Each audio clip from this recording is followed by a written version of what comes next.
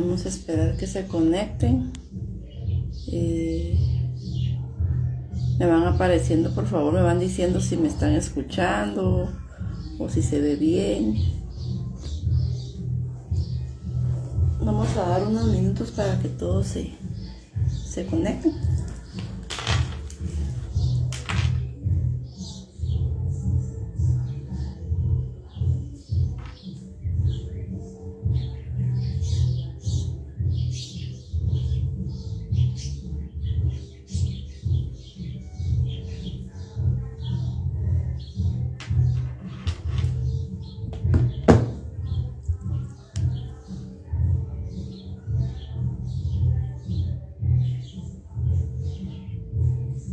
Ok, ya van 50 y algo de...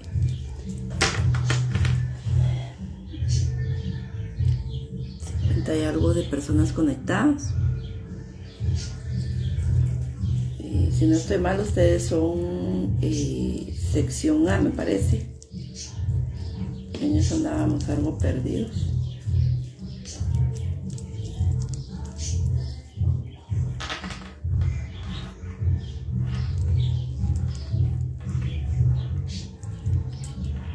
Buenos días a todos. Espero que hayan tenido un buen fin de semana.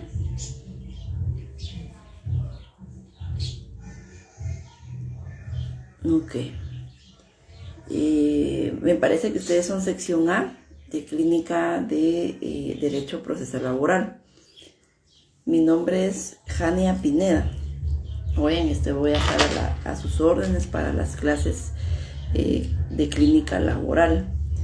Anteriormente, en otras ocasiones, pues también he impartido la clínica de Derecho Laboral y la verdad ha sido una experiencia muy bonita. Ya tengo varios años en el bufete popular, bendito sea Dios. Solo que casi siempre me ha tocado en sección antigua. Estuve mucho tiempo trabajando en la sección de antigua. Y ahora pues me imagino que estoy con ustedes en la central porque vi que eran dos secciones, A y B. Y realmente yo trato la manera de dar mi clase lo más sencilla posible, porque como sé que la mayoría son de séptimo, me parece, y noveno semestre. Entonces muchos ya están familiarizados con los temas. Por ejemplo, con el tema laboral sabemos de que es directamente un asunto meramente práctico, ¿verdad? Las prácticas, yo no sé si ustedes les han informado o les han realmente dicho cómo son las prácticas o las clínicas laborales. Realmente ya cuando estamos hablando de clínicas laborales sabemos de que es meramente práctico, ¿verdad? Pero también comprendo que por muchos motivos algunos compañeros que están en el séptimo pues no han, creo que, cursado aún los procesales laborales. Entonces yo trato la manera de llevar de la mano las dos cosas, un poco de teoría, porque también no puedo entrar de lleno a la práctica si ustedes no han terminado con sus cursos o con sus cursos procesales. Entonces trato la manera de ir llevando de la mano las dos cosas. Pero como les digo, realmente lo que a mí más me interesa que ustedes aprendan, por ejemplo, en esta materia vamos a aprender a redactar más que todo demandas, ¿verdad? Cómo es la redacción de una demanda, cómo debo ir yo a los juzgados laborales, cómo puedo solicitar o cómo puedo ayudar a un cliente que me lo esté solicitando cuando ustedes ya están en un proceso que están casi a punto de graduarse. Cómo es ese tema en cuanto a como profesionales. Ustedes más adelante van a darse cuenta la forma en que ustedes tienen que atender a su cliente, qué es lo que deben hacer, cómo se deben tratar, cómo debo ir yo a los juzgados laborales, cómo puedo ir yo y exigir justicia o derechos en los juzgados laborales. Entonces todas esas cuestiones nosotros las vamos a ir tocando poco a poco y las vamos a ir viendo en el transcurso del curso. Realmente yo no sé si ustedes van a estar, creo que si no estoy mal no vamos a transmitir siempre por Facebook Live. Creo que esta fue por la premura del asunto y la situación en la que estábamos, porque si se dieron cuenta realmente ya pasó mucho tiempo y no se habían iniciado las clases. Entonces me imagino yo que es por la premura, como les digo, porque realmente a mí sí me gusta la participación, ¿no? Para poder interactuar con ustedes, porque como sé yo que ustedes me están poniendo atención, o como sé si ustedes me están captando lo que yo les estoy diciendo. Todas estas situaciones, a mí me gusta que ustedes tengan la entera confianza conmigo y me digan, mire, licenciada, yo no entendí, o será que me lo puede repetir, o será que usted puede seguir con lo mismo, y pueden seguir con lo mismo y esa situación. Entonces yo quiero que ustedes tengan la confianza. ¿Cómo es la mecánica de mi clase? En sí, como ya sabrán, son 3 exámenes, son 2 parciales y un examen final. La ponderación va a depender a veces depende mucho de, pues obviamente de coordinación. Nos informa a nosotros cuánto es la calificación que nosotros tenemos que ponderar, pero yo a veces no lo hago realmente con la calificación que ellos nos colocan por 2 razones. Ustedes van a llevar una serie de trabajos. Yo no les pido al final del curso todas las demandas como se han pedido en otras materias, pero lo que sí vamos a hacer es trabajar, por ejemplo, yo les pido un trabajo, por ejemplo, para la próxima semana. Entonces ustedes van a ir acumulando y acumulando. Yo no les digo cuántos puntos valen los trabajos, yo no pondero los trabajos, yo simplemente los dejo y al final del curso yo decido cuánto es la cantidad de puntos que yo les voy a ponderar. Por ejemplo, pueden ser 15, pueden ser 10, y yo miro que algunos van así como que tambaleando al final del curso.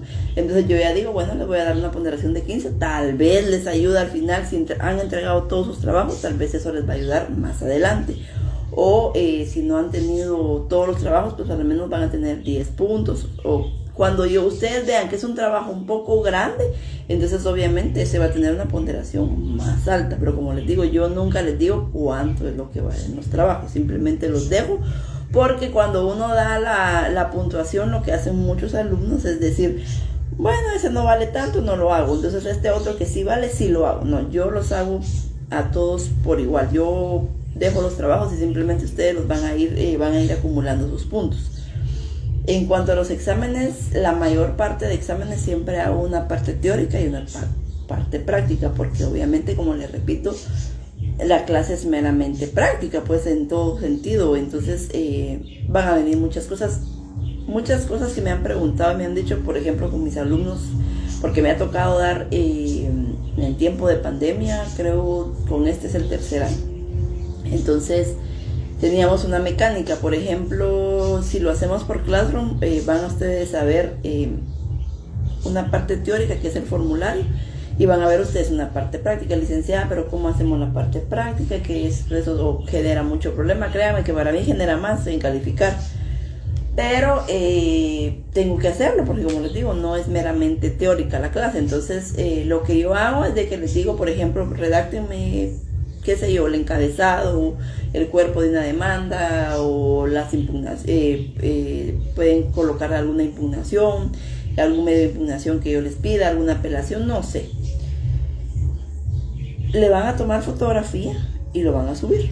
Así es el mecanismo del examen. Suben la fotografía y yo ya después lo califico y la cuestión. Siempre tengan la confianza de que si tienen algún problema con subir sus tareas, con subir sus fotografías, con subir sus exámenes, díganmelo, pero díganmelo en el momento, porque el problema es de que hasta después, cuando ya han pasado 1 o 2 meses, me dicen, licenciada, es que fíjese que mi tarea nunca se entregó, es que fíjese, licenciada, que no aparezco, es que fíjese, licenciada, que no estaba el día del examen y me aparece un envío tarde en la clase, que minutos. Yo no le pongo mucho asunto al horario, porque en Classroom siempre tendemos a tener este problema, pero sí trato la manera, como les digo, de hacer las cosas lo mejor posible. Pero a mí lo que me gusta es que exista comunicación entre nosotros, ¿verdad? Entre ustedes, tanto conmigo, porque definitivamente tenemos que tener esa comunicación entre alumno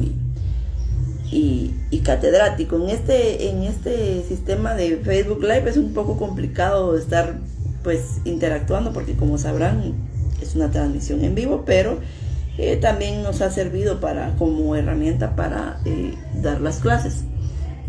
En cuanto a trabajos y cuestiones, realmente es bastante sencillo. Como les digo, lo que yo les solicite, yo les voy a dejar siempre, buen día, yo les voy a dejar siempre un tiempo prudencial para sus trabajos. Ahora bien, con la asistencia todavía no estoy informada cómo lo van a tomar, pero sí nos pidieron mucho que tomáramos en cuenta la asistencia de ustedes, tanto al inicio de las transmisiones como al final, porque como sucederá y como ustedes más que nadie saben, los que han vivido en este tiempo de pandemia, muchos lo que hacen es que simplemente se conectan, me desconecto y se acabó. Yo ya recibí mi clase y después alguien que la grabó, o alguien que a mí no me gusta grabar las cosas, por eso no me gusta transmitir en Facebook Live, porque realmente no me gusta grabar las clases. Yo creo que la persona que está. Ustedes tienen que mentalizarse, esta es una clase como cualquier otra. Yo hubiera tenido que ir hasta la facultad, hubiese tenido que llegar, hubiese tenido que sentarme y utilizar esa hora y media de mi tiempo. La clase aparentemente es de 8 a 10. Yo nunca doy las 2 horas porque sé que también es tedioso. Ustedes de acá terminan y van a otra clínica, y lo mismo yo termino acá y voy a otra clínica. Entonces trato la manera de dar un lapso por menos de una media hora para que pues nos relajemos, porque tampoco es asunto que nos estemos viendo afectados por esto. Voy a tratar la manera de hacer un como resumen para ustedes, porque obviamente, como les digo, ahorita venimos, creo que ustedes vienen un poco desfasados con lo de la Semana Santa, más que no habíamos iniciado labores y tantas cuestiones, ¿verdad? Entonces vamos a iniciar con una definición de qué es el derecho laboral en primer lugar. Luego vamos a ir ya entrando en materia con el derecho. Si tienen alguna duda en conforme en las clases o algo de lo que hablé, de los trabajos y todo, ustedes me pueden preguntar. No hay ningún problema. Otra cosa que les iba a decir, que como la clase es meramente práctica, si ustedes tienen la oportunidad, desde ya se los digo, si ustedes tienen la oportunidad de ir a recibir por ejemplo, a un juzgado, a presenciar una audiencia, que yo sé que por la pandemia es un poco difícil porque todavía hay un poco de problema ahí, pero sí hay. Dice algún correo, fíjese que sí tengo mis correos, pero de la parte de la facultad nos están creando uno para poder estar con ustedes directamente en comunicación. Creo que me habían dicho sobre un grupo de WhatsApp con mi número de teléfono, pero no me han agregado, la verdad, no me han agregado a ese grupo. Sí me hablaron de un grupo de WhatsApp para estar en comunicación con ustedes, ¿verdad? Porque sí, obviamente tenemos que tener esa comunicación. Y definitivamente yo creo que al terminar la clase voy a hablar con mi auxiliar para ver qué pasó con ese grupo de WhatsApp. O si está por ahí mi auxiliar, que me informe qué pasó con el grupo de WhatsApp. Y sí les voy a pasar ese correo, como les digo, pero es un correo que nos van a crear directamente, porque surge el tema, ¿verdad? Que nos saturan demasiado con el correo personal, nos lo saturan demasiado con los trabajos y todas esas cuestiones. Pero nomás me pasen a mí el correo de parte de la facultad. Y tenemos un grupo, dice.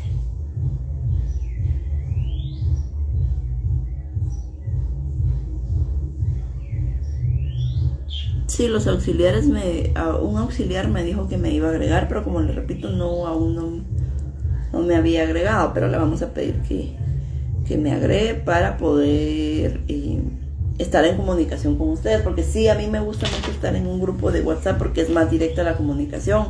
O yo les puedo decir, la clase va a empezar más tarde, o por X o Y motivo tengo problemas para transmitir, y cualquier cuestión, ahí se puede dar, ¿verdad? Entonces,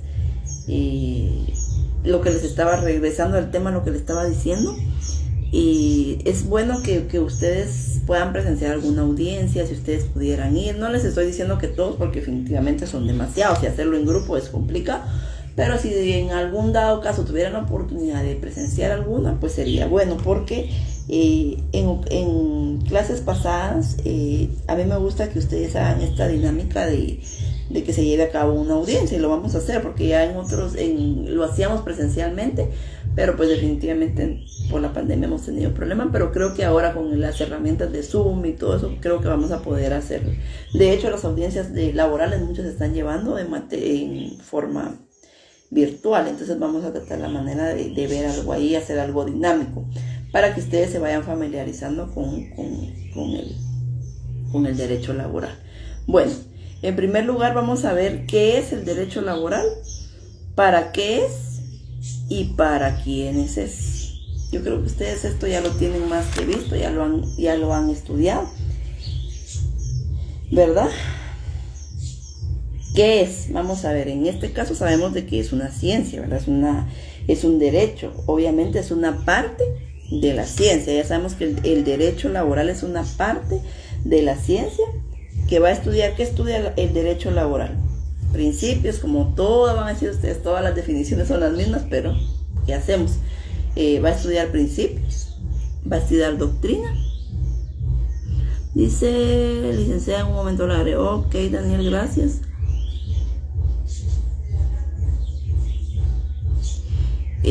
No, de la asistencia aún no tenemos información de cómo va a ser tomada, pero sí va a ser hoy. Creo que me dijo, no sé si me corrige Daniel, si hoy van a tomar asistencia, porque la verdad no estoy muy enterada del tema, pero en años anteriores yo me imagino que lo van a hacer así, se pasaba un listado, una cuestión. Yo en otros años lo que hacía era de que le pedía a mi auxiliar que tomara la asistencia, por ejemplo los que están conectados ahorita, para que se tenga una constancia por lo menos el día de hoy, porque como les digo, no sé si siempre va a ser por Facebook Live, yo creo que va a ser por otra plataforma, pero no sé. Entonces que se tomara más o menos cómo es la asistencia, porque hoy, como les digo, no sé. Eso es lo que... Si me pudiera informar Daniel si va a haber asistencia hoy, yo creo que sí tendría que haber, ¿no? Al final de cuentas es una clase.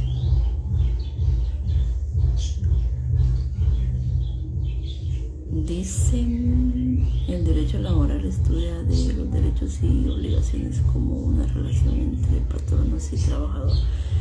Es correcto, pero estamos hablando nada más de qué es. Ya vamos a ir poco a poco viendo que para qué y para quiénes. La definición que usted me dio está bien.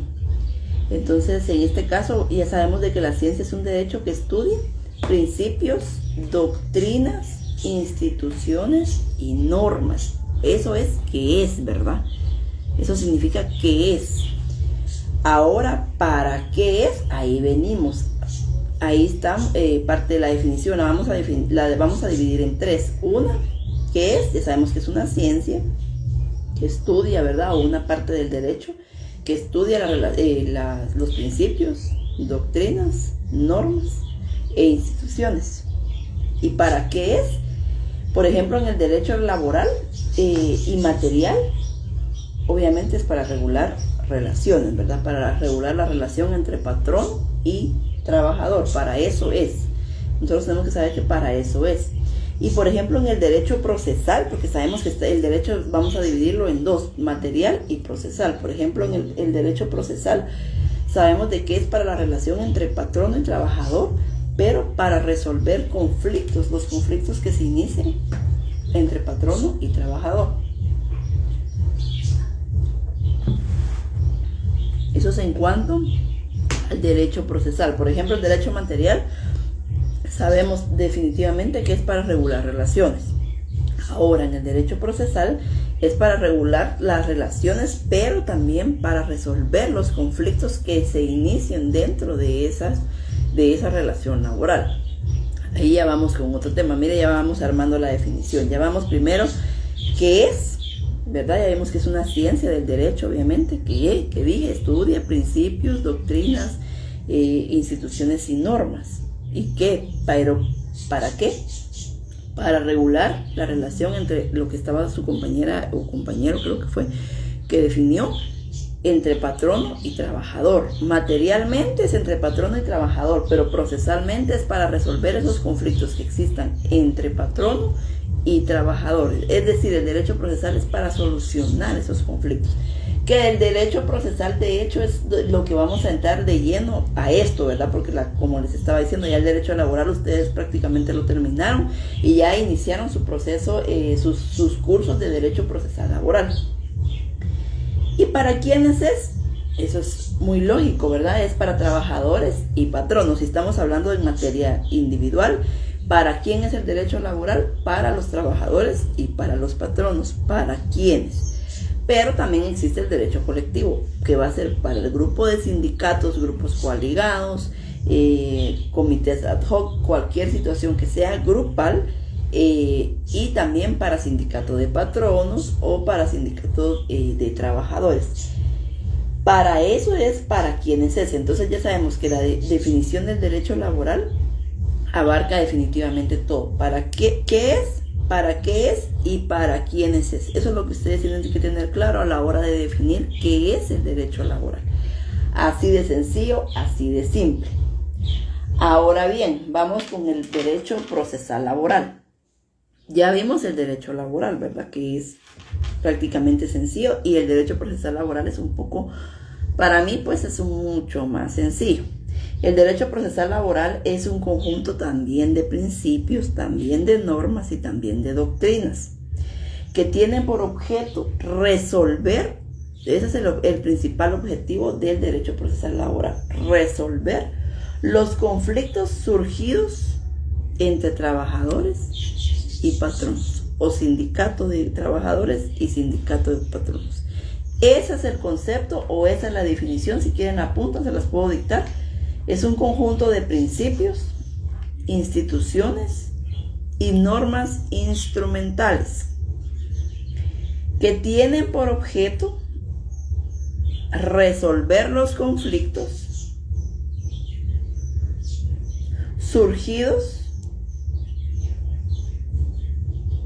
con ocasión del trabajo.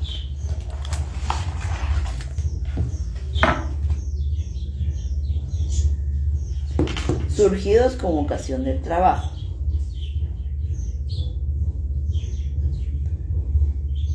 Entre paréntesis pueden colocar individuales y colectivos, porque sabemos que es una norma. Estuvo dice ayer no hubo asistencia en ninguna clínica, entonces quizás no va a haber. Individuales y colectivos, así como las cuestiones voluntarias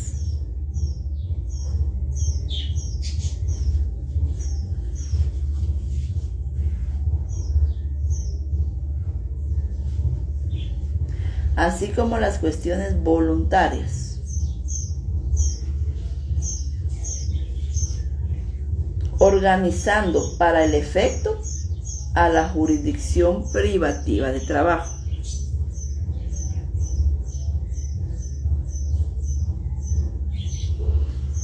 Dice tan hermoso el derecho laboral. Sí, es muy bonito, la verdad es bastante bonito. La verdad, les soy sincera, yo no me dedico directamente al derecho laboral, pero obviamente hay una especialidad ahí, o sea, hay cierto tema, pero si me pusieran a elegir materialmente en qué trabajo, yo siempre he trabajado, me encanta familia y niñez.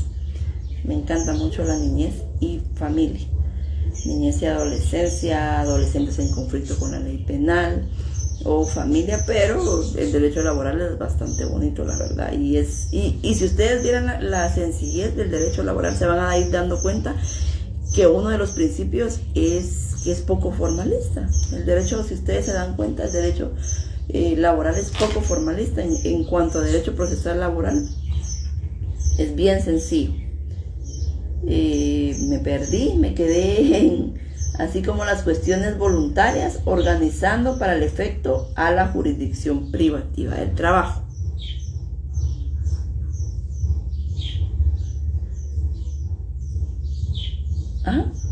Así como las cuestiones voluntarias, organizando para el efecto a la jurisdicción privativa de trabajo y previsión social. Y regulando los diversos tipos de proceso.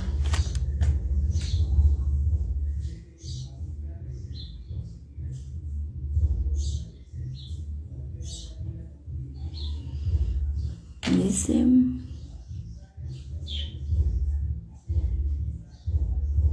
Me informaron en el grupo de WhatsApp que hasta el próximo domingo. Ok, está bien. No hay problema, chicos.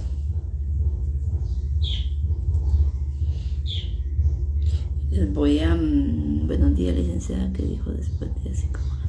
Ahorita les repito toda la definición.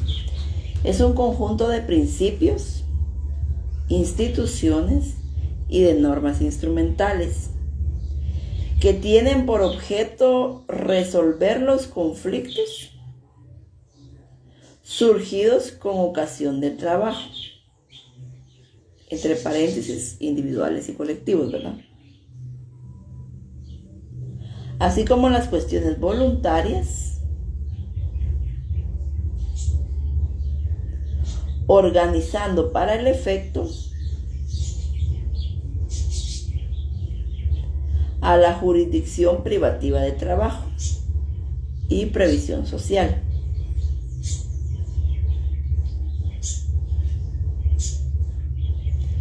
Y regulando los diversos tipos de procesos.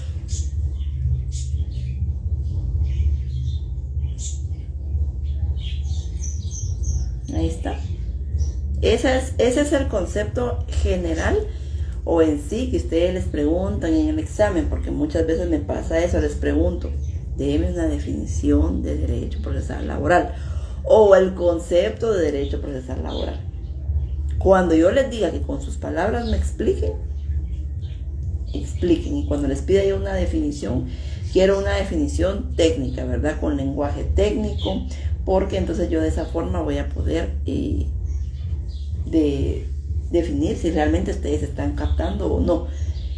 En cuanto a esa es la definición en cuanto al derecho procesal laboral. Vamos a entrar primero a conocer los principios, porque si conocemos los principios del derecho procesal laboral, vamos a ir dando. Dice ese conjunto de principios. Exactamente. Gracias por la definición. Ahí su compañero se las puso para que ustedes la copien.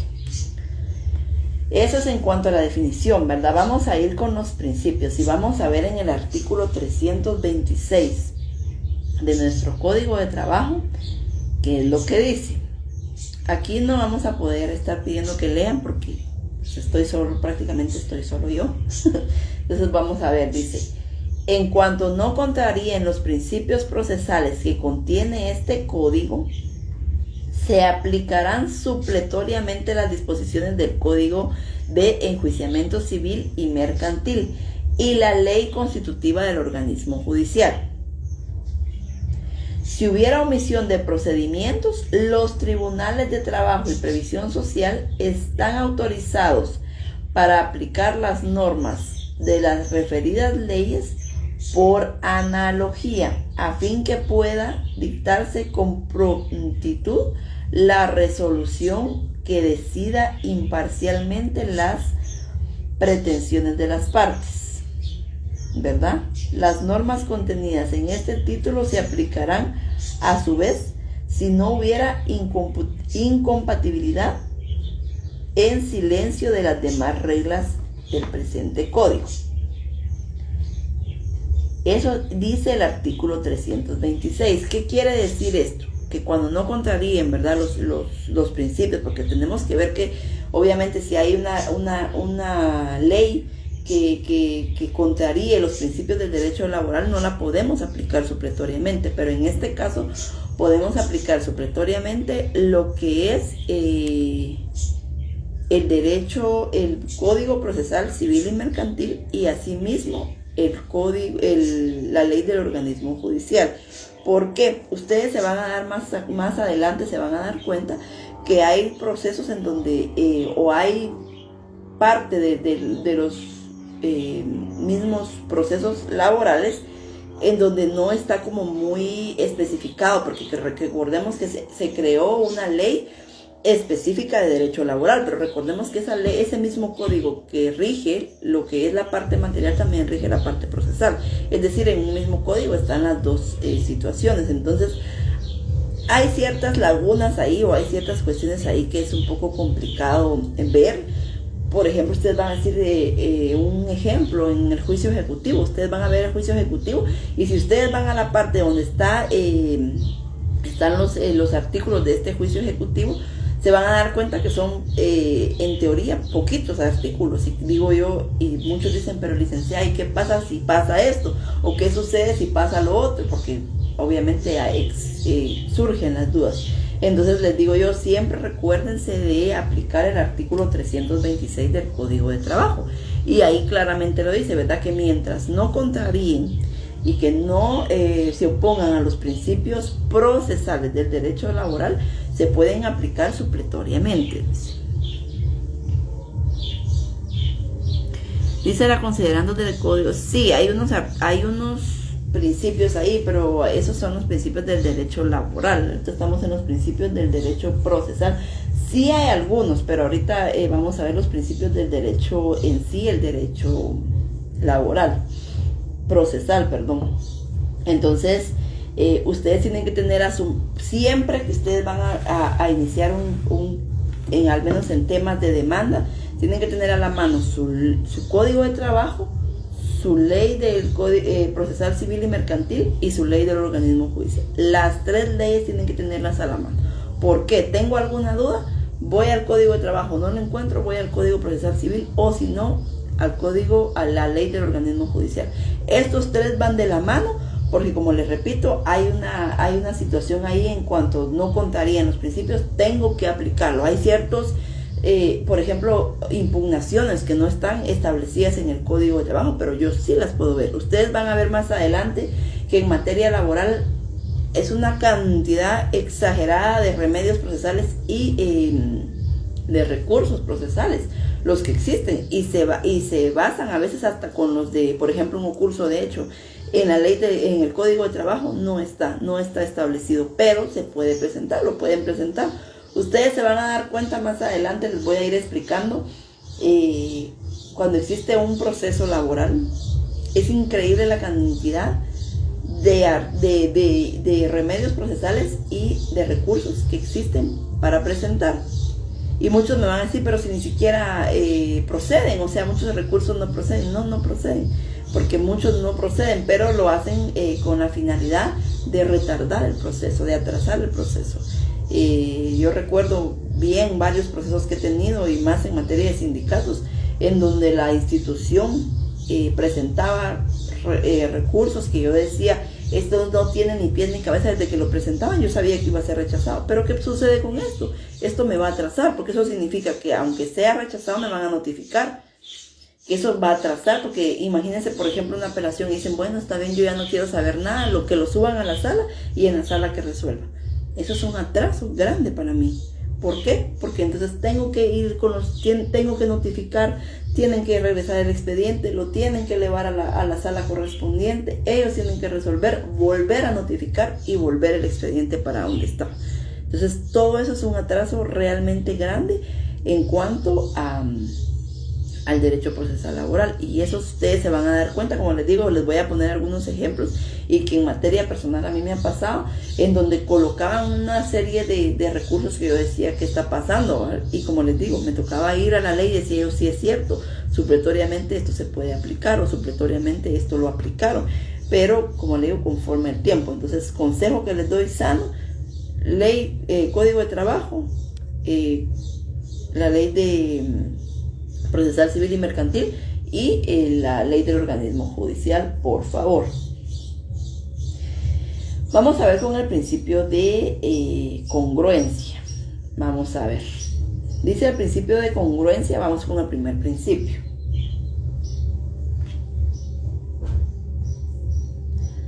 El juzgador, dice, debe sentenciar según lo alegado y probado en autos. Ojo con esto. La decisión del tribunal se ha de ajustar a las pretensiones ejercitadas por las partes. En el proceso laboral se ha atenuado considerablemente, pues existe la opinión de la doctrina. Esta doctrina puede facultar al juez privativo de trabajo a fallar aún más allá de lo pedido por las partes. Ahí lo pueden ver ustedes en el artículo 364 del Código de Trabajo. Pueden leerlo en el artículo 364. Pueden ir apuntando ahí y ustedes pueden ir leyendo.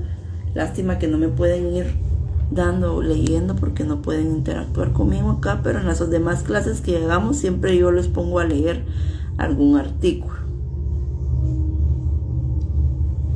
Pero el principio en el artículo 364 dice que las sentencias que un juez dicte debe ser congruente. ¿Cómo, licenciada? ¿Cómo tiene que ser congruente? Obviamente tiene que haber congruencia entre lo que le están solicitando y lo que él está resolviendo. No puede, por ejemplo, alguien solicitar una reinstalación y el juez va a dar más allá. Sí le permite la ley, porque sí dice que sí le permite, según la doctrina, o puede ser que el juez privativo puede dar aún más allá, dice, de lo pedido, puede dar más allá de lo que le están solicitando. Era lo que les estaba repitiendo con el principio de congruencia, pero él debe ser sobre todo congruente al momento de él emitir una sentencia. No puede una persona solicitar, por ejemplo, una reinstalación y el juez va, por ejemplo, en su sentencia, va a declarar, por ejemplo, un despido o una cuestión de vacaciones. No le están pidiendo una reinstalación y él va a dar una cuestión de despido, o le están solicitando una reinstalación y él va a dictar una sentencia a favor de una indemnización. Pues no puede hacerlo. Él tiene que ser congruente con lo que le están solicitando. Cuando usted inicia su demanda, cuando usted inicia su proceso laboral, usted tiene que ser muy cuidadoso al momento de solicitar algo al juzgado. Usted por eso va a redactar su demanda, va a solicitar, usted va a hacer su cuestión de hecho, va a cuidar que el parámetro de la relación de hecho sea muy congruente también, porque también la congruencia no aplica solo a las sentencias del juez, sino que mi demanda también tiene que ser congruente. Yo tengo que tener la congruencia de que voy a solicitar lo que humanamente el trabajador me está solicitando. Llegan conmigo, llegan a mi oficina y me cuentan qué fue lo que pasó. ¿Cuál es su triste historia de lo que está pasando en ese momento? Licenciada, fíjese que yo fui despedido, ok, ¿cuánto tiempo trabajó? Tanto. Usted van a hacer una relación de hecho desde el momento en que llega la persona hasta el momento en que usted va a iniciar la demanda. Va a hacer usted su relación de hecho, qué fecha empezó a trabajar, cuándo, cómo fue la situación, cómo lo despidieron, usted firmó alguna carta, usted firmó, todas esas cuestiones. Usted tiene que ser muy cuidadoso al momento de redactar. ¿Por qué? Le repito, el juez, si es cierto, tiene que existir congruencia al momento de él emitir una sentencia, pero también nosotros tenemos que ser congruentes al momento de redactar esa demanda, porque si yo redacto una demanda que no tiene ni pies ni cabeza y la llevo ante un juzgado y el juez va a decir, bueno, y esto no tiene ningún tipo de congruencia, me están pidiendo a mí que sea congruente, pero ustedes no lo están haciendo. ¿Por qué? Porque yo veo que esta demanda está como que bastante defectuosa, entonces obviamente no lo van a hacer, ¿verdad? Entonces tenemos que tener cuidado, como les digo, desde el momento. Ustedes como profesionales futuramente van a ver y van a hacer una cuestión bien lógica. Yo es lo que hago, al menos en materia personal. A mí me llaman, mire licenciada, yo la quiero contratar por cualquier materia, no les voy a hablar solamente laboral, la quiero contratar, pero ok. Llegue a la oficina y platicamos, ¿ok? ¿Por qué? Porque entonces ya en la oficina yo puedo platicar con él me va a contar toda su historia, yo voy a poder indagar, investigar y saber qué es lo que pueda pasar. Yo no puedo decirle, ok, yo le voy a trabajar sin ni siquiera haber escuchado qué es lo que está pasando. No puedo decirle que sí a un caso si ni siquiera sé de qué se trata. Entonces necesito que él vaya a mi oficina, que él platique conmigo, que él me cuente. ¿Por qué? Porque ustedes en su cabeza ya van a ir creando esa cuestión. Bueno, ¿qué se puede hacer? Bueno, se puede ingresar una demanda, o le conviene más un acuerdo directo con el patrón, porque prácticamente él ya firmó su renuncia, ahí no va a pelear nada, porque también ustedes como abogados tienen que ser conscientes y hay que ser ante todo empáticos con las personas, ¿verdad? Yo creo que eso es una situación, no es por afamarme, pero yo trato la manera de ser bastante una considerada y empática con la persona, porque no por el hecho de yo ganar dinero le puedo decir a un cliente, fíjese licenciada que yo quiero pelear mi caso de reinstalación y me van a reinstalar, ok, ¿y qué pasó? Fíjese que me dijeron que renunciara, yo renuncié, yo firmé la renuncia y todo, yo acepté, pero ahora quiero la reinstalación. Yo no le puedo decir a ese cliente, ok, yo le peleo. ¿Por qué? Porque yo sé que él ya firmó, que él estuvo de acuerdo, que él decidió renunciar y no hay muchas cosas ahí que pelear. Entonces, claro, yo puedo ingresar mi demanda y sé positivamente que no va a funcionar. Y yo ya le cobré a ese cliente por esa demanda que yo ingresé. Pero era lo que yo les decía. Entonces hay que ser empáticos porque no sabemos, ¿verdad? Siempre en qué situación nos encontremos. Ustedes pueden hablar, mire, definitivamente usted su proceso, pues usted renunció, usted estuvo de acuerdo, yo creo que lo que más le conviene es venir y recibir lo que le toca, ¿verdad? Usted perdió la indemnización, pero podemos ver lo de las vacaciones, lo de su bono 14 o el aguinaldo proporcional a lo que van a la fecha. En fin, una situación ahí complicada, pero tienen que ser sinceros. Ante todo, ustedes como abogados deben ser sinceros, porque no van a prometerle el cielo de las estrellas a sus clientes sin saber de que no pueden hacer absolutamente nada. Y eso se da en todo, como les digo, en todas las materias. Ustedes van a ir viendo con el transcurso del tiempo, con el transcurso del pasar de los años, cuando empiecen ya a laborar, que nos toca ser sinceros ante todo, ¿verdad? Como dicen, como yo les digo a mis clientes, ustedes a mí no me mientan, yo soy como su sacerdote, ustedes a mí me tienen que decir todo. Y yo tampoco les voy a mentir porque no se me hace justo. Dice, según sé, los abogados que trabajan para el Estado no pueden llevar juicios ajenos contra el Estado. ¿En eso qué? Factible. Los abogados que trabajan para el Estado no pueden llevar juicios ajenos. De hecho, hay una cuestión ahí que no podemos, dependiendo del renglón en el que se encuentren trabajando, no se puede. Hay una prohibición en cuanto a ejercer, ni a rotular como notaria, ni a trabajar como abogada, ¿verdad? Entonces aquí, dependiendo del tipo de trabajo que usted tenga o el tipo de renglón que tenga, y ahí están las prohibiciones de lo que se tenga. En materia laboral, como les repito, no, porque por ejemplo en el caso de nosotros, como yo no trabajo para el Estado, trabajé mucho tiempo para el Estado, pero cuando trabajé para el Estado, obviamente yo no podía ejercer, yo simplemente trabajaba y hacía mis cuestiones directamente. Yo trabajé en el organismo judicial y directamente me dedicaba al trabajo del organismo judicial. Por eso les digo, hay varias prohibiciones, ahí mismo, incluso cuando usted se gradúa, le preguntan si usted trabaja en el Estado, si usted eso, porque está la prohibición directa. Eso definitivamente sí está, pero depende del tipo de renglón, porque creo que si usted trabaja 029, me parece, que sí lo permiten. Hay tipos de renglón que sí lo permiten, pero no sé en sí a qué se refiere, a qué tipo de trabajo es a lo que se está refiriendo. Pero en cuanto a la materia, lo que les decía, de la congruencia del principio, que ustedes tienen que ser muy cuidadosos al momento de redactar su demanda. Ya vamos a ir viendo más adelante cómo en la redacción, cómo se va a ir dando. Pero quiero que tengan en cuenta los principios, porque esa es la base para que todo se vaya generando. Esa es la base primordial del principio, del cómo redactar yo mi demanda. Si yo tengo base y sé perfectamente cómo están mis principios, así va a ser.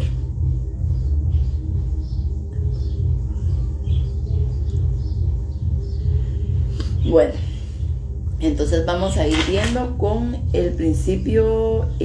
Creo que ya les quedó claro. Si tienen alguna duda en cuanto al principio de congruencia del renglón presupuestado, pero ¿qué dice?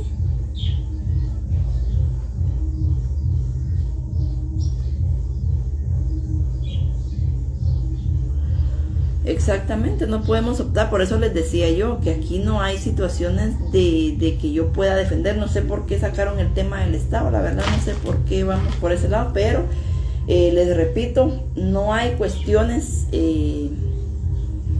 personales. Por ejemplo, yo trabajo directamente, yo tengo mi oficina y yo simplemente ejerzo en dar clases. Es lo único. Y de ahí, cuando trabajaba en el organismo judicial, pues trabajaba directamente para el organismo judicial. Obviamente no podemos trabajar como abogados litigantes si trabajamos para una institución. Es lo que yo quiero que tengan claro.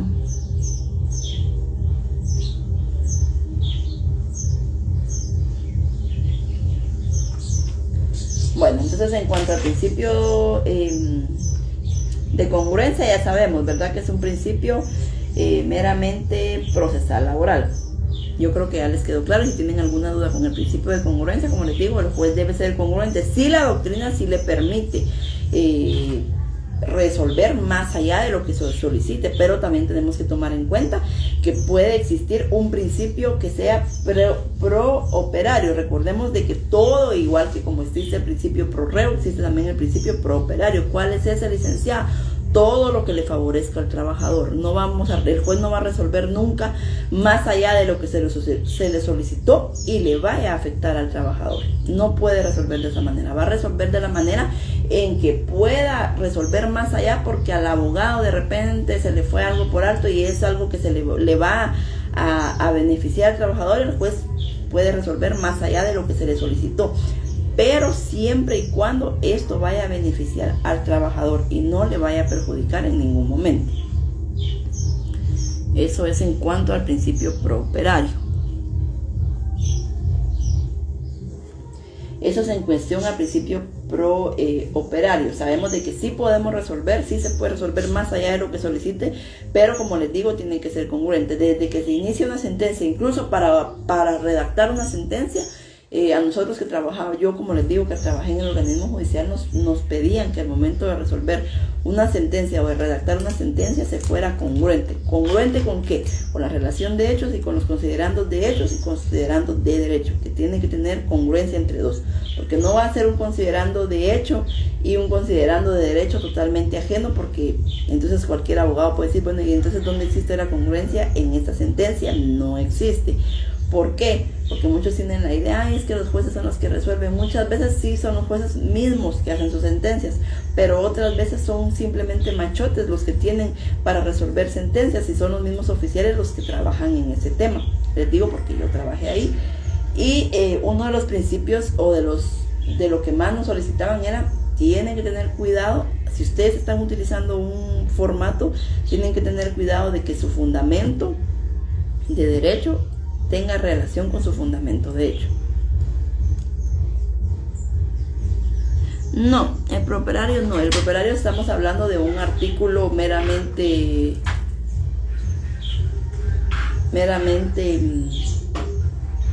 ¿qué horas son ustedes? Ay, si es temprano. Es un principio meramente del derecho material. Yo se los mencioné porque obviamente es un principio que sí, como sabemos, se da en el derecho, es un principio del derecho laboral, pero no del principio procesal. Pero se los comento porque como sabemos de que es algo que beneficia.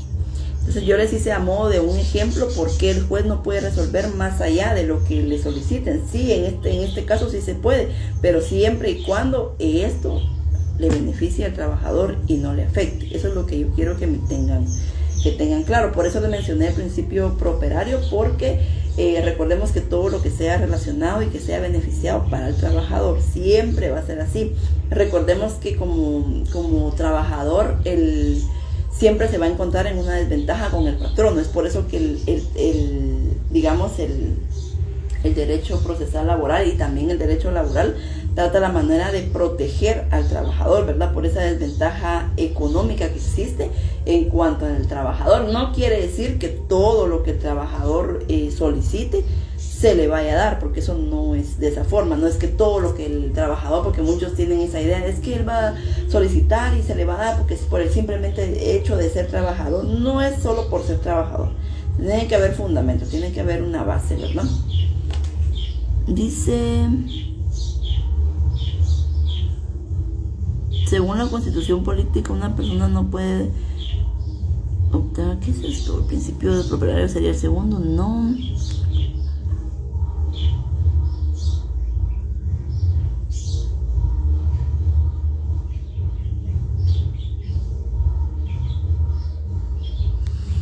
Ay, se me perdieron los. Aquí está.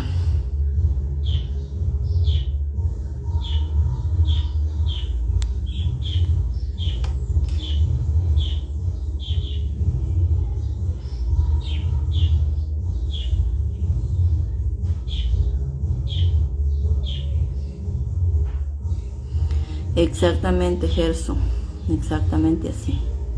Debe inclinarse por la interpretación más favorable al trabajador. Era lo que yo les decía. En este caso, la congruencia, si ustedes se dieron cuenta cuando yo les hace rato les dije, dice principio de congruencia. Se los voy a leer para que ustedes tengan una idea. El juzgador debe sentenciar según lo alegado y lo probado. Ahí tiene la primera. Se debe sentenciar según lo alegado. ¿Cuándo son mis alegatos? Ustedes ya van a ver más adelante cuál es el proceso para los alegatos. Y probado en autos. La decisión del tribunal se ha de ajustar a las pretensiones ejercidas por las partes. El proceso laboral se ha atenuado considerablemente, pues existe la opinión en la doctrina de facultar u obligar, dice hasta obligar, al juez privativo de trabajo a fallar aún más allá de lo pedido por las partes. Artículo 364 del Código de Trabajo.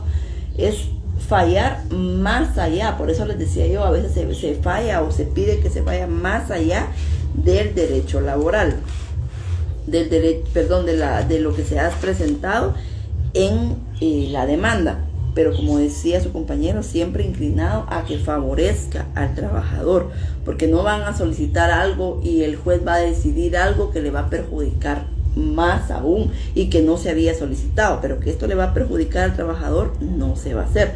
Por eso les decía yo, la sentencia en que los jueces emitan toda la vida, uno de los principales principios es el principio de congruencia. Debe existir ese principio de congruencia para llevarlo a cabo. Debe existir ese principio, pero el principio de congruencia no solo aplica, era lo que yo les estaba explicando, para el derecho procesal en sí, para las sentencias, sino también lo utilizamos nosotros para redactar nuestras demandas. Ustedes se van a dar cuenta al momento de que les toque redactar, cómo vamos a redactar esas demandas. Yo creo que ustedes ya, no sé si la mayoría son del séptimo o del noveno, porque hasta aquí no puedo saber, como ustedes la mayoría no podemos comunicarnos. Podrían decirme si son del séptimo o del noveno, porque yo he tenido alumnos más que todo del noveno, pero ahora no sé si está ahí séptimo y noveno. Bueno, entonces este es el principio de congruencia. Si tienen alguna duda sobre este principio, por favor me lo hacen saber.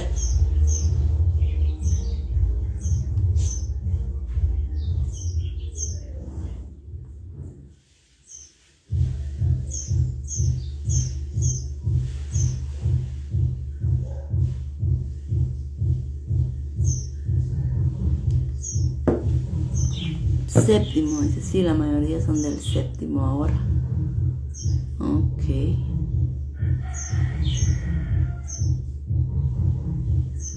Sí, pues la mayoría son del séptimo. Entonces ustedes van con sus procesales aún, ¿verdad? Creo que están iniciando los procesal o ya llevan el segundo procesal. Séptimo, la mayoría.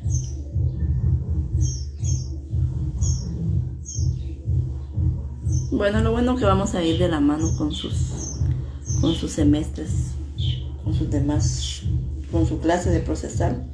¿Pero llevan procesal 1 o 2?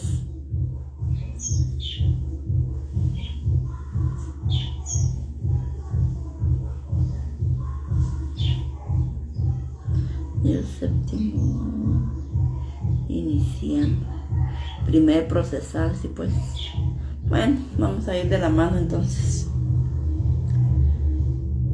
Ahora vamos con el principio de inmediación procesal. Si no hay ninguna duda, primero dice, ok, gracias. Si no hay ninguna duda en cuanto al tema de inmediación procesal,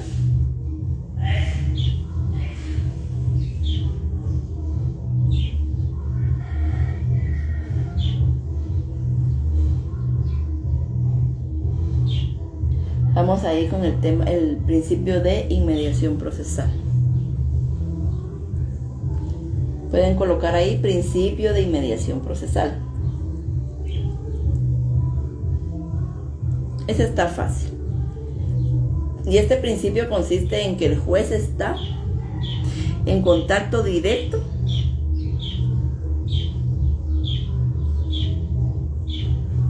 el juez está en contacto directo y personal con las partes.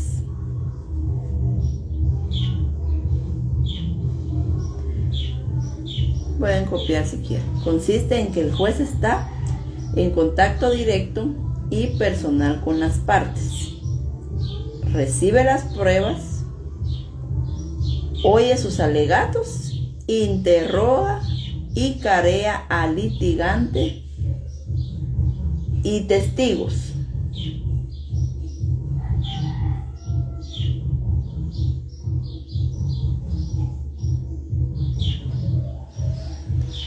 Esto es en cuanto al principio de inmediación procesal.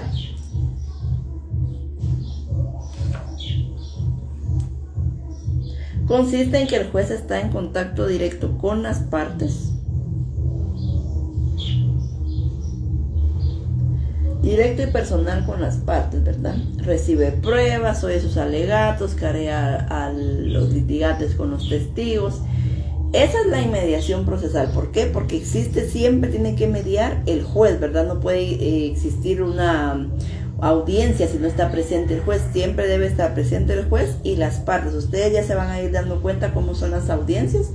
En cuanto a materia laboral, existe el juez, está la persona con su abogado respectivo, por ejemplo el patrono con sus abogados o sus representantes. Incluso a veces los patronos ni siquiera llegan a las audiencias, sino que simplemente los representantes o los abogados simplemente, y el trabajador, ¿verdad? Juntamente con su abogado director o su abogado litigante.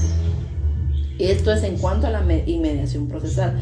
¿Por qué? Porque dice que el juez tiene contacto directo, y es verdad, el juez tiene contacto directo con las partes, es decir, no puede existir una audiencia si no está la presencia del juez. Hay algunos casos en que se solicita, por ejemplo, la declaración de un testigo que esté lejos, esté en otro departamento y necesitan esa declaración de parte. Entonces lo que hacen es solicitar ayuda hacia otro juzgado, pero siempre tiene que estar la presencia de otro juez, el otro juez que está allá en el otro departamento.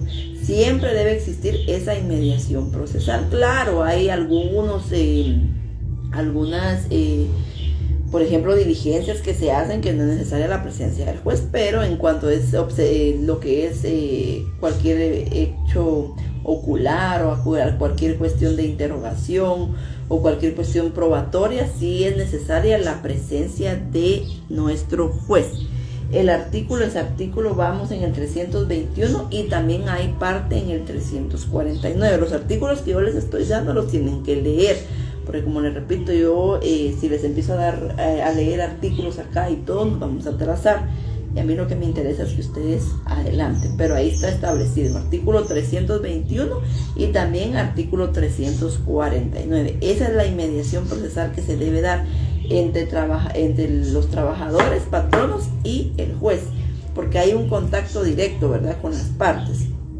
Yo llegué, presenté mi demanda, presenté mis alegatos y el juez lo recibió, señaló audiencias, llamó al otro, notificó al otro juzgado, a la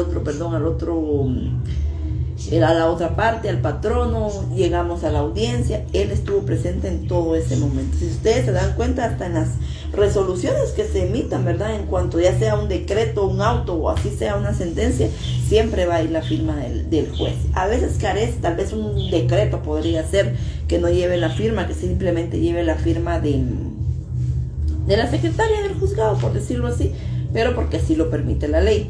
Pero en cuanto a sentencias, en cuanto a autos y en cuanto a alegatos como esos, como le digo, sí tiene que existir directamente esa inmediación procesal. La relación directa entre, vamos a decir, si tienen 321 sí y 349 es correcto. Eso es correcto.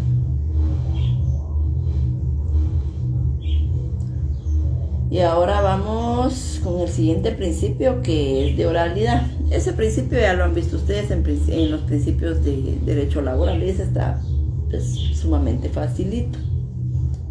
La iniciación y substanciación del proceso debe hacerse en forma predominantemente oral, ¿verdad?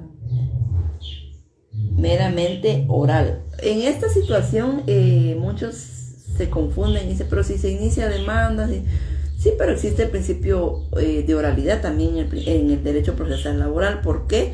Porque si nos damos cuenta, muchas veces, vamos a redactar nuestra demanda, pero muchas veces existe también la posibilidad de que yo como trabajador no he contratado aún un abogado, pero ya agoté la vía administrativa, digamos, ya agoté esa fase administrativa, ya fui a la inspección, ya pasó esto, ya fui al ministerio, ya sucedió y no ha pasado nada. Entonces yo acudo directamente a un juzgado, pero no tengo aún los medios para pagar a alguien que me haga una demanda, o incluso ya se van a pasar los días para que yo redacte esa demanda. Entonces, ¿qué hago? Voy directamente al juzgado y oralmente presento mi demanda. Oralmente yo puedo llegar y explicarle, yo vengo a solicitar y quiero que por favor me tomen nota de lo que voy a decir, y se hace una como acta.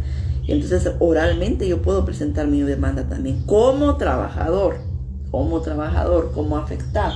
Yo puedo llegar corriendo al juzgado, ya se me van a vencer los 30 días, necesito presentar esto, pero ya me urge, lo presento, y entonces yo llego corriendo, no tengo tiempo para ir, se me había olvidado, qué sé yo, un mes, tenía ya tiempo de estar en esto y se me fue en un mes y ahora quiero presentar.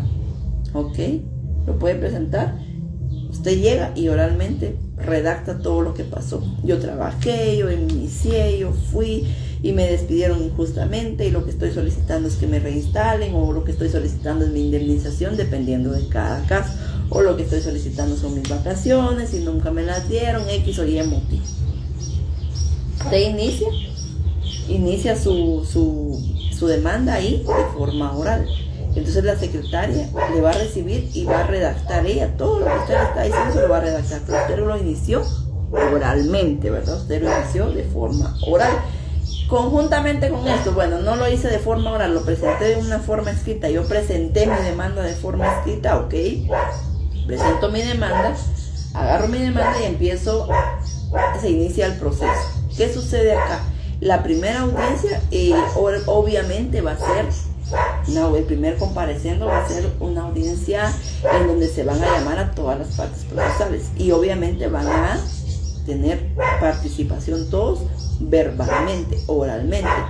Acá, como le digo yo, no es que pues yo creo que van de la mano con el principio de escritura, porque obviamente lo necesitamos. Pues cómo iniciamos la demanda, cómo presentamos todos nuestros medios de impugnación, por medio de la escritura, por medio de los memoriales. Entonces para mí van de la mano, para mí va el principio de escritura y también va el principio de oralidad, pero es meramente oral. Se refiere más que todo a las audiencias, ¿verdad? Porque en las audiencias nos toca a nosotros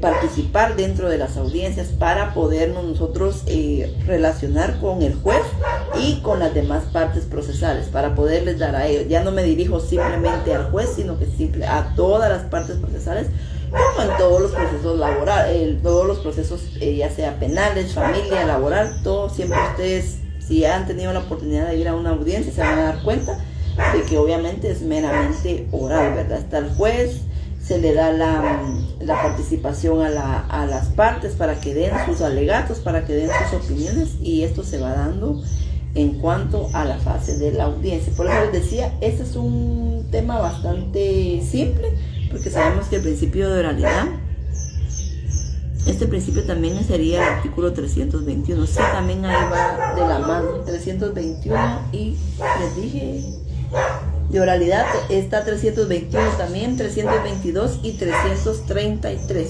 Repito, 321, 322 y 333.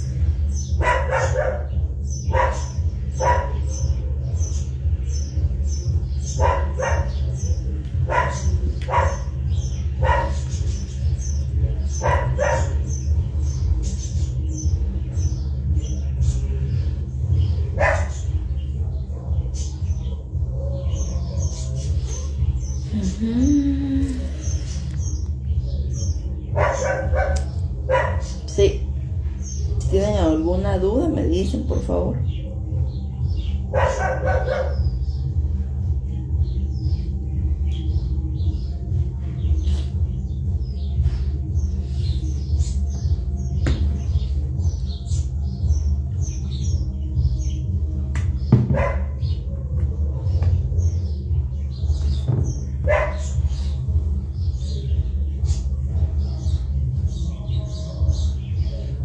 no hay dudas, entonces vamos con el principio de concentración procesal. Principio de concentración procesal.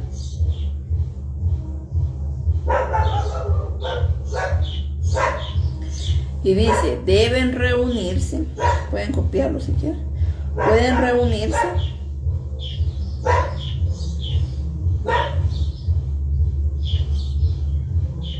reunirse o concentrarse todos o el mayor número de actos procesales.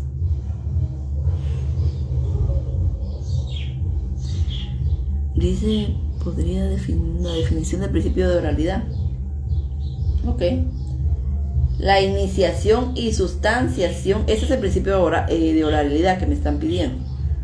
La iniciación y sustanciación del proceso debe de hacerse en forma predominantemente oral.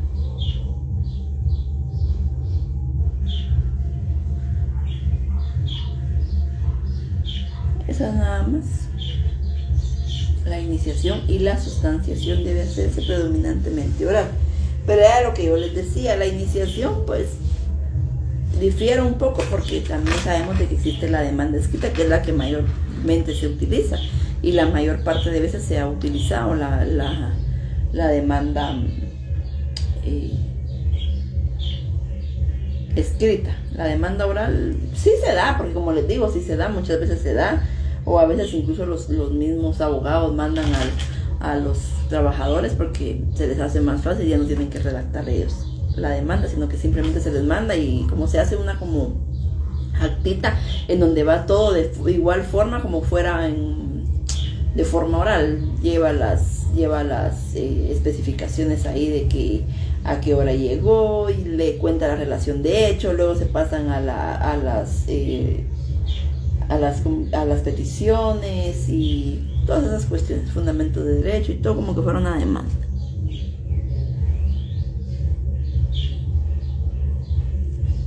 Ah, sí, la concentración procesal, ahora lo repito. Es que me pidieron primero el de oralidad, por eso me regresé. Pero al principio de concentración procesal deben reunirse o concentrarse todos o el mayor número de diligencias. Todos o el mayor número de actos procesales en una sola diligencia.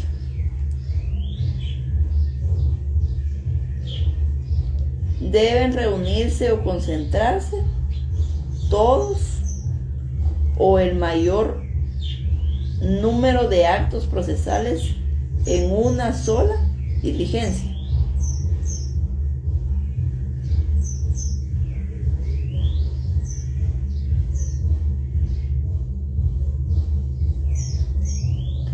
Puede consistir en la reunión de la totalidad o mayor número. Puede consistir en la reunión de la totalidad o mayor número de cuestiones litigiosas para ser resueltas todas en sentencia.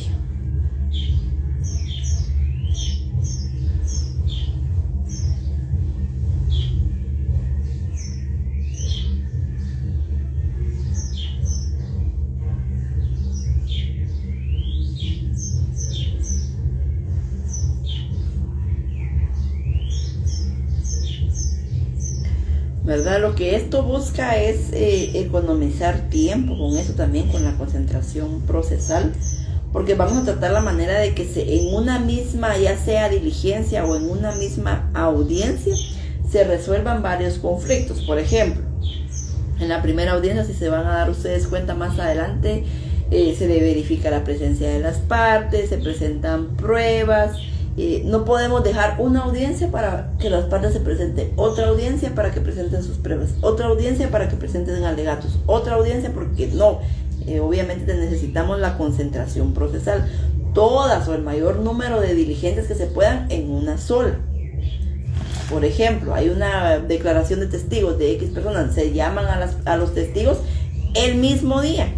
el mismo día se llaman a las personas, porque no van a llamar a un testigo un día, otro testigo otro día, otro testigo otro día, porque en este caso no se puede. En materia penal sí se hace, pero es en cuestión ya meramente penal, que se utilizan hasta cámaras GS y todas esas cuestiones, pero en ese sentido se hace directamente con la persona para que en el mayor número de diligencia se hagan el mayor número de cuestiones en una sola diligencia. Eso no quiere decir que en una audiencia se va a hacer todo y que todo tiene que resolverse en una sola audiencia, porque también existen más audiencias, pero sí se hace en una orden correlativa, una orden sucesiva, una forma ordenada para hacer las cuestiones.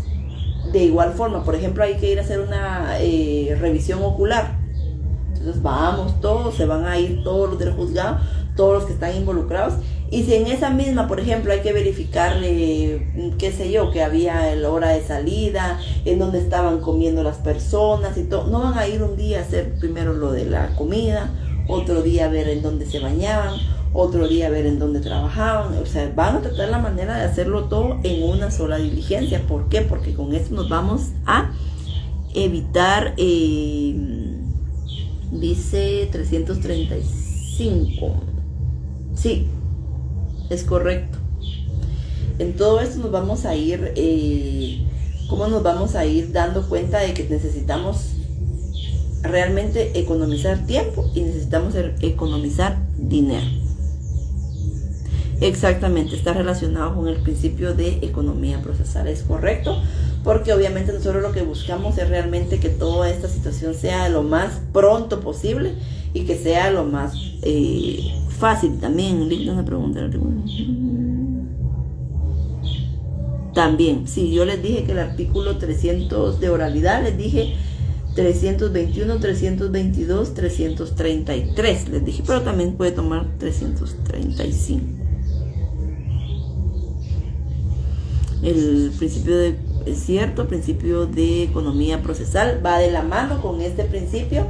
¿Por qué? Porque entonces obviamente nosotros tenemos que tener una economía procesal. Ya les dije, de hecho dicen que el derecho procesal laboral busca eso, ¿verdad? La economía procesal busca que sea rápido, que sea pronto, que sea pero es algo que en la realidad no se va, o en la práctica no se da, porque es realmente, yo tengo procesos, les digo, de años. Tengo incluso ahorita, creo que empecé un proceso de reinstalación de una municipalidad creo que fue hace como 5 años. Y recién me reinstalaron a las personas hace como 1 año. Y ahora me están resolviendo de la sala, me mandaron notificación, creo que hace como 2 días. Me mandaron la notificación. Tengo la notificación en este teléfono, no se los mostraba para que vieran que no es falso, pero me notificaron hasta ahora y digo yo, ya la señora está reinstalada, ya la señora, pues gracias a Dios está trabajando y todo, y me resolvieron, no me recuerdo qué fue, pero dije yo, ¿hasta cuándo están notificando? Y por eso les digo, es una situación bastante complicada, porque sí es retardado, es mentira que es pronto. Tiene que estar uno, si usted como abogado, tiene que estar yendo, y eso es un gasto para nosotros como abogados. Y si usted le cobró a la persona porque no tenía dinero, se le cobra barato porque obviamente están desempleados o qué sé yo, o les están cobrando por porcentaje. Ay, Dios santo, es bien complicado. Porque si ir a la zona 10 significa gasto de gasolina, significa gasto de parqueos, significa muchas cosas. Y usted, para que un proceso salga rápido, tiene que estar prácticamente 2-3 veces a la semana en un juzgado. Y creo que no es correcto.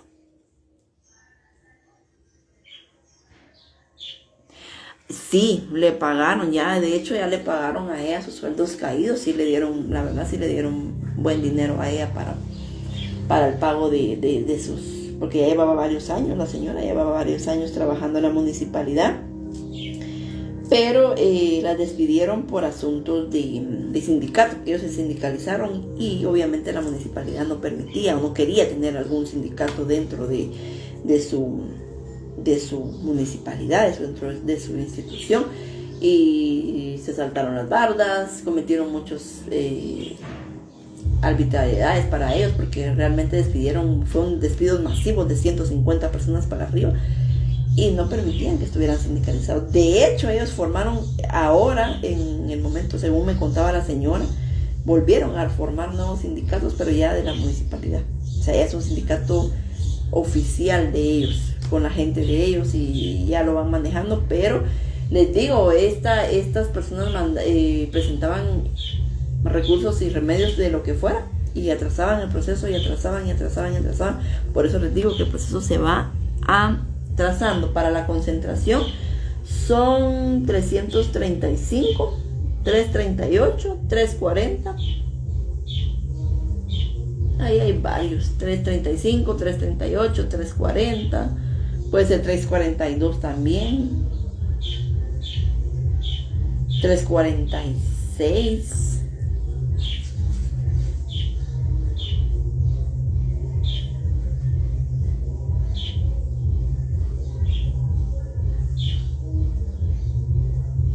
Por ejemplo, en la demanda, en la primera audiencia, ¿verdad? Vemos con la ratificación vamos a ver la ratificación de la demanda, o ya sea la ampliación de la demanda. Si se dan cuenta, en la primera audiencia se da la ratificación de la demanda.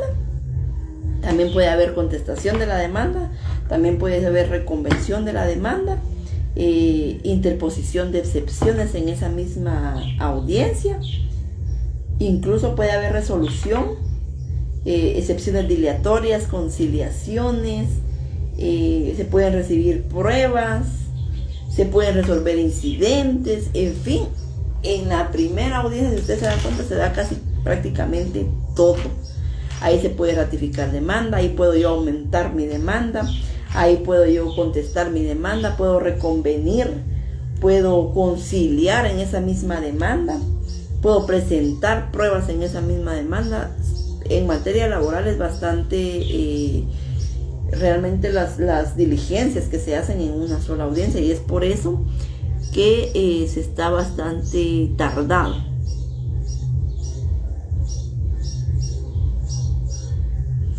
Sí, 335, 338, 340, 342, 343, 346, 353. Hay varios, la verdad, son varios.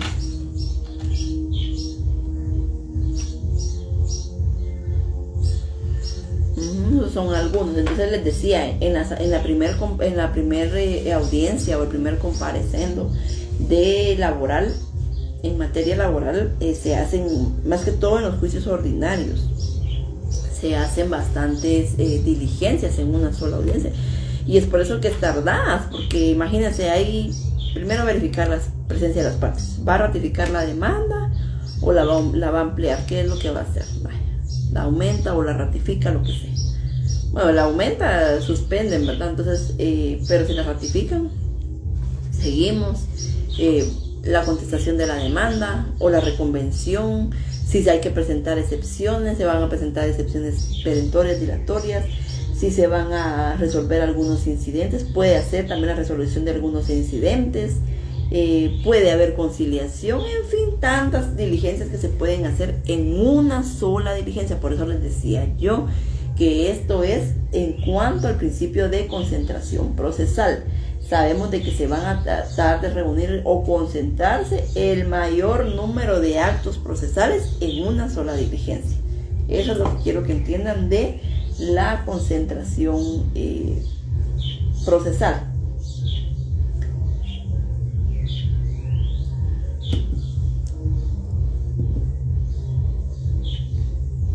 Bueno, creo que lo vamos a dejar acá, porque ya me va a tocar la otra clase. Tengo que comer.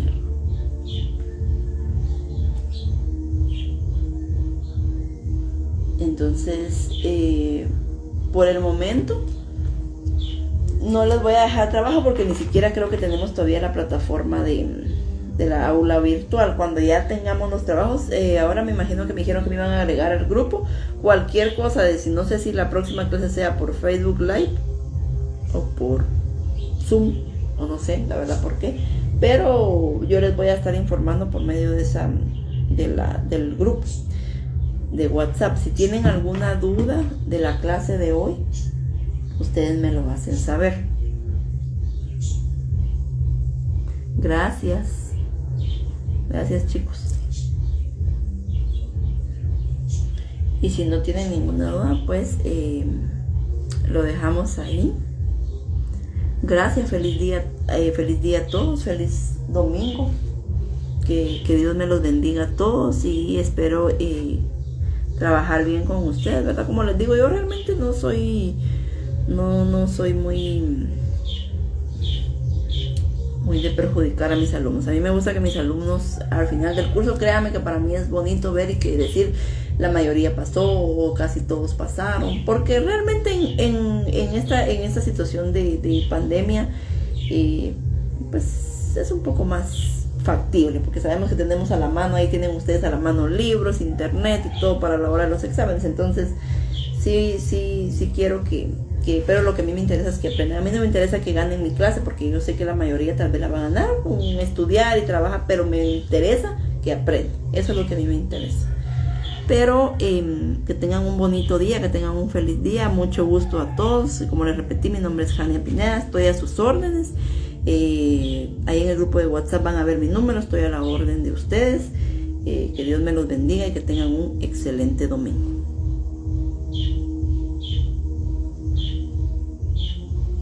Sí, puede ser oral, pero eso lo vamos a ver más adelante. Y es oral y va a ser en la misma audiencia. En la primera audiencia, en el primer componente. Pero eso lo vamos a ver ya cuando entremos a materia de proceso laboral. Ahorita vamos por los principios. Pero sí se puede. Feliz domingo, chicos. Que Dios me los bendiga.